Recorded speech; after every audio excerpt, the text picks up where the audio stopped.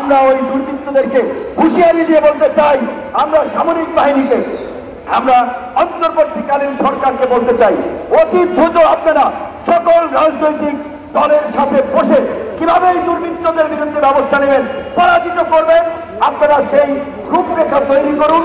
আমরা আপনাদেরকে সব ধরনের সহযোগিতা করব। আজকে আমার বাড়িতে পরিষদ জানেন তো, বাড়িগঞ্জ এলাকার লোক লঙ্কার দখল হয়ে যাচ্ছে। এইবার খাবে এক গ্রুপ, খেয়ে গেল ওইবার খাবে আরেক গ্রুপ। অলরেডি ভাগ বাটোয়ারা লুটপাট শুরু হয়ে গেছে।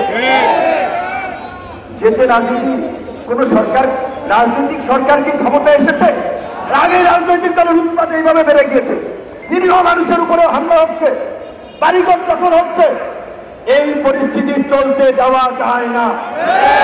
তাই আমি ছাত্র জনতাকে বলবো, এই বিপ্লবকে যারা রক্ষা করতে যায়, বেহাত বিপ্লবে পরিণত করতে চায়, তাদের বিরুদ্ধে পাড়া মহল্লায় সম্প্রীতি সমাবেশ করে এইভাবে নাগরিক, সচেতন মানুষ, সাংবাদিক, প্রশাসন সকলকে নিয়ে দুর্বৃত্ত প্রতিরোধ কমিটি গঠন করতে হবে।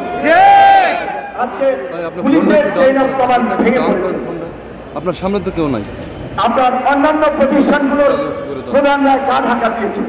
তাই অন্তর্বর্তীকালীন সরকারকে অনতি বিলম্বে প্রশাসনে একটা শৃঙ্খলা ফিরিয়ে আনতে হবে।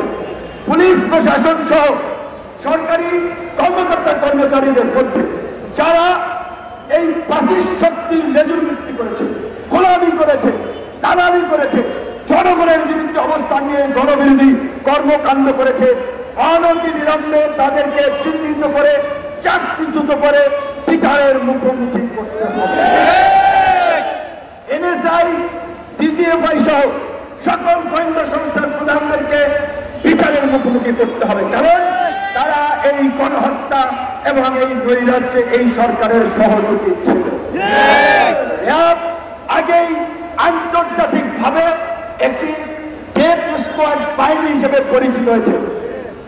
র্যাব যখন বিএনপি আমলে গঠিত হয়েছিল তখন আওয়ামী লীগ বলেছিল র্যাব তারা ক্ষমতায় গেলে বিলুপ্ত করবে, কিন্তু আওয়ামী লীগ গত এই 15 বছরে র্যাবকে একটি খুনি গুম বাহিনীতে পরিণত করেছে, যেই কারণে মার্কিন যুক্তরাষ্ট্র র্যাবকে নিষেধাজ্ঞা দিয়েছে।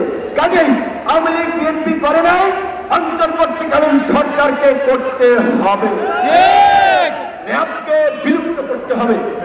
র্যাবের মতো এই রকমের যে কোনো গণবিরোধী বাহিনী, গুম বাহিনী আয়না ঘটনা তৈরি না হয় সেই পদক্ষেপ নিতে হবে। এবং আমরা আশাবাদী স্বরাষ্ট্র আপনার মন্ত্রণালয়ের যিনি দায়িত্ব উপদেষ্টা ব্রিগেডিয়ার সাধন সাহেব, তিনি সেটা করতে পারবেন, কিন্তু তিনি একা পারবেন না যদি আমরা সহযোগিতা না করি।